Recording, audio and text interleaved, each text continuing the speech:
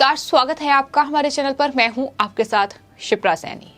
उत्तर प्रदेश में विधानसभा चुनावों में प्रचंड जीत हासिल करने के बाद अब विधान परिषद के चुनाव में भी बीजेपी ने कमल खिला दिया है। उत्तर प्रदेश विधान परिषद की 36 सीटों पर चुनाव हुए, जिसमें से 33 सीटें बीजेपी ने हासिल की हैं।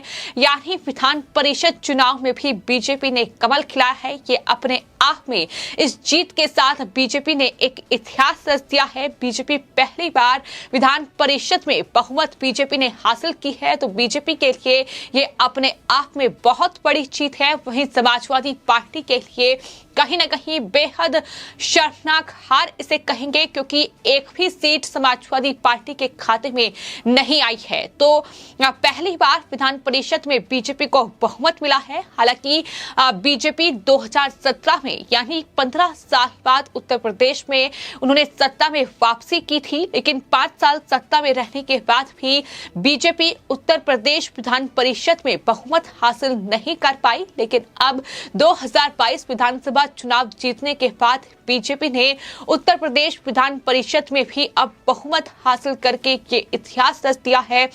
इतना ही नहीं, इससे पहले भी बीजेपी उत्तर प्रदेश की सत्ता में रही है, लेकिन इस तरीके से विधान परिषद में बहुमत के आंकड़े कभी हासिल करने में बीजेपी कामयाब नहीं हो पाई। लेकिन अब जो 36 सीटों पर विधान परिषद की ये चुनाव हुए, 36 में से 9 सीटें पहले ही बीजेपी निर्विरोध जीत चुकी थी और अब जो नतीजे सामने आए हैं उसमें साफ तौर पर बीजेपी ने तमाम पार्टियों को पूरी तरीके से धराशायी कर दिया है। 36 में से 33 सीटों पर बीजेपी ने अपना कब्जा जमाया है, तो इस तरीके से ये बड़ी जीत इसे कहेंगे। लेकिन वही समाजवादी पार्टी के लिए ये कितनी बुरी और शर्मनाक हार है, ये आंकड़े साफ तौर पर बता रहे हैं। और कहीं ना कहीं समाजवादी पार्टी के जो राष्ट्रीय अध्यक्ष हैं अखिलेश यादव, जिस तरीके से वो तमाम तरीके से बीजेपी पर आरोप लगाते विधानसभा चुनावों में नजर आए, फिर चाहे वो ईवीएम को लेकर हो या फिर चुनावों में धांधली का आरोप हो।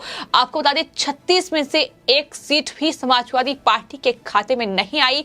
बजाय इसके जो राजा भैया की पार्टी है, जनसत्ता दल लोकतांत्रिक पार्टी, जिसने विधानसभा चुनाव लड़ा था और राजा भैया ने कुंडा और बाबागंज की सीटों पर जीत का परचम लहराया था, उन्होंने इन एमएलसी चुनाव में एक सीट हासिल की है। लेकिन समाजवादी पार्टी शून्य पर है, यानी पूरी तरीके से समाजवादी पार्टी का सोपड़ा साफ हुआ है।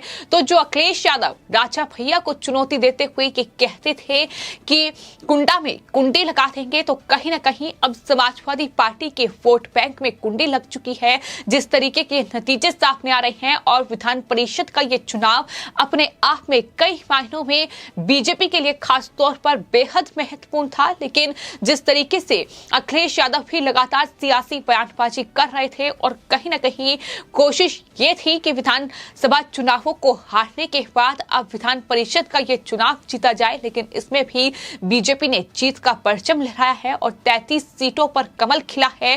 समाजवादी पार्टी के लिए शर्मनाक और बुरी हार है।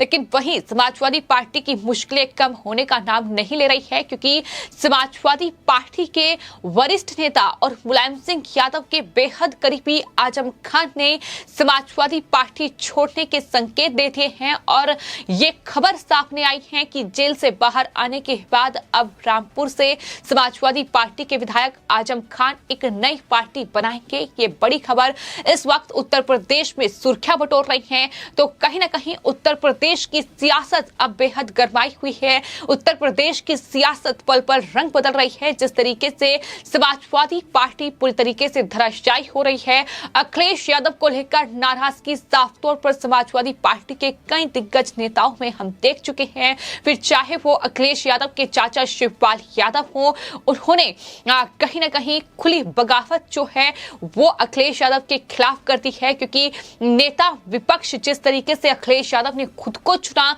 और उत्तर प्रदेश विधानसभा में इस वजह से नाराजगी साफ तौर पर अब आजम खान को लेकर भी देखने को मिल रही है। और बड़ी खबर यही है कि जेल से बाहर आने के बाद समाजवादी पार्टी के ये वरिष्ठ नेता आजम खान अपनी पार्टी का ऐलान कर सकते हैं। आपको बता दें, आजम खान 2 साल से दरअसल जेल में बंद हैं, लेकिन उनके मीडिया पर भारी दबी खिन्नता ने कहीं ना कहीं ये संकेत देती है कि कहीं ना कहीं अब आजम खान नई पार्टी का गठन करेंगे।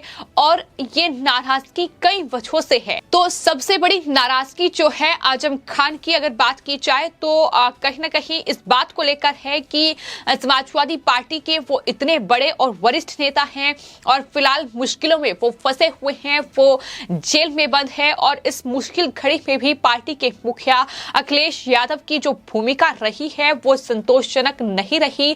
आजम खान ने जेल में रहते हुए चुनाव लड़ लिया, लेकिन अखिलेश यादव ने उनसे मुलाकात नहीं की। एक बार मुलाकात जरूर हुई है, लेकिन उसके बाद उन्होंने आजम खान की सुध नहीं ली। इस बात को लेकर भी नाराजगी जो है वो साफ तौर पर समाजवादी पार्टी के ये वरिष्ठ नेता आजम खान के समर्थकों और कार्यकर्ताओं में है।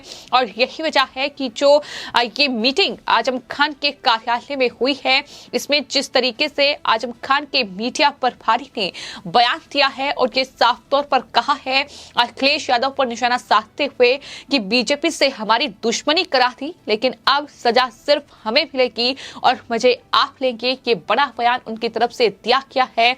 तो फिलहाल कहीं ना कहीं जो बगावत की आवाज है कि आजम खान समाजवादी पार्टी से बगावत के जो सुर है वो दिखा रहे हैं।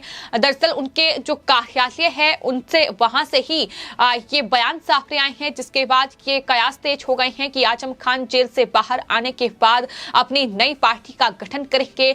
सवाल बड़ा ये भी है कि उसके बाद अखिलेश यादव क्या करेंगे, क्योंकि कहीं ना कहीं अखिलेश यादव हर एक चुनाव में जिस मुस्लिम वोट बैंक को साधने की कोशिश लगातार करते रहे हैं, वो आजम खान जैसे नेताओं के बलबूते पर ही उन्होंने की है। रामपुर से वो लगातार 10 बार विधायक चुने गए हैं और रामपुर और आसपास का जो क्षेत्र है वहां जिस तरीके से मुस्लिम आबादी है उसे साधने के लिए आजम खान जैसे नेता समाजवादी पार्टी के लिए एक बड़े नेता के तौर पर साबित रहे हैं। लेकिन इस तरीके से अगर नाराजगी अब अखिलेश यादव को झेलनी पड़ती है, अगर आजम खान अलग पार्टी का गठन कर लेते हैं, तो जाहिर तौर पर ये अखिलेश यादव और समाजवादी पार्टी के लिए बड़ा झटका होगा। आपको ये बताते हैं कि आजम खान के समाजवादी पार्टी कार्यालय में जो बैठक हुई और वहां आजम खान के मीडिया प्रभारी फजाहत खान उर्फ शानू ने समाजवादी पार्टी के अध्यक्ष अखिलेश यादव पर जमकर हमला बोला। और ये साफ तौर पर मुख्यमंत्री योगी आदित्यनाथ के बयान का जिक्र करते हुए कहा कि योगी आदित्यनाथ ने ये कहा था कि अखिलेश नहीं चाहते कि आजम खान जेल से बाहर आए, और ये बात सही है, ये उनकी तरफ से कहा गया है। फसाहत खान ने साथ ही ये भी कहा है कि अखिलेश यादव ने आजम खान की बलि दे दी। उन्होंने कहा कि बीजेपी से हमारी क्या दुश्मनी थी, लेकिन अखिलेश ने हमें बीजेपी का दुश्मन बना दिया। वो एक बार भी आजम खान से मिलने के लिए सीतापुर जेल भी नहीं गए। चुनाव में जो 111 सीट आई वो हमारी वजह से आई, फिर भी अखिलेश हमारे नहीं हुए। इस तरीके की बयानबाजी साफ तौर पर बताती है कि किस तरीके से अखिलेश यादव के खिलाफ उन्हीं की पार्टी में अब बगावत शुरू हो गई है। नाराजगी और गुस्सा कार्यकर्ताओं का बढ़ रहा है। जिस तरीके से अखिलेश यादव पहले विधानसभा चुनाव हारे और उसके बाद अब एमएलसी चुनावों में भी समाजवादी पार्टी का पूरी तरीके से सुपड़ा साफ हो गया है। ये भी फसाहत खान की ओर से कहा गया है कि अखिलेश यादव अब आजम खान के बारे में बात करना पसंद नहीं करते। उन्होंने ये भी आरोप लगाया है कि अखिलेश यादव को हमारे कपड़ों से बदबू आती है और ये आजम खान के बारे में बात तक करना पसंद नहीं करते।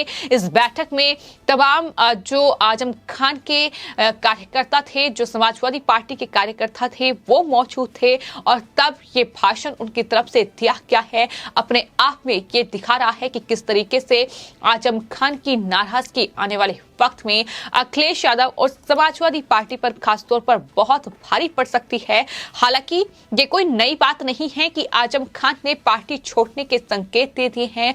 आपको बता दें, इससे पहले भी 13 साल पहले आजम खान ऐसे ही पार्टी छोड़ चुके हैं। तब उन्हें मनाया गया था और तब उन्हें मनाया गया था और पार्टी में शामिल दोबारा कराया गया था, क्योंकि आजम खान की नाराजगी समाजवादी पार्टी के लिए कितनी मुश्किलें खड़ी कर सकती है, कितनी फजीहत का काम कर सकती है, ये अखिलेश यादव और मुलायम सिंह यादव बखूबी तरीके से जानते हैं। और यही वजह है कि साल 2009 के चुनाव में अमर सिंह के कहने पर मुलायम सिंह यादव ने रामपुर से जयप्रदो को लोकसभा का चुनाव लड़ा दिया।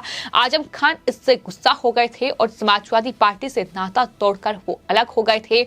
आजम खान इसलिए नाराज हुए थे और उसके बाद जाहिर तौर पर उन्हें बनाया गया, पार्टी में वापस लाया गया। और आपको ये भी बता दें कि रामपुर से आजम खान सांसद थे, वो विधानसभा का चुनाव भी लड़े, जिसके बाद उन्होंने अपना संसदीय जो उनकी गद्दी थी वो छोड़ दी और विधायक अब वो बने हैं। तो विधायक वो हैं, लेकिन फिलहाल वो जो है जेल में बंद है। लेकिन अब साफ तौर पर कार्यकर्ताओं की नाराजगी आने वाले वक्त में समाजवादी पार्टी की कितनी मुश्किल बढ़ाएंगी ये देखना होगा। लेकिन फिलहाल समाजवादी पार्टी की मुश्किल बढ़ चुकी है, क्योंकि बीजेपी एमएलसी चुनावों में प्रचंड जीत हासिल करके इतिहास रच दिया है, क्योंकि ये पहली बार है जब बीजेपी सत्ता में है और बीजेपी ने विधान परिषद पे भी बहुमत हासिल किया है। 36 में से 33 सीटें अपने खाते में की हैं, जहां समाजवादी पार्टी का पूरी तरीके से सुपड़ा साफ कर दिया है। फिलहाल आपकी इस पूरे मामले पर क्या राय है, हमें कमेंट बॉक्स में जरूर लिखें और चैनल को सब्सक्राइब करें। धन्यवाद।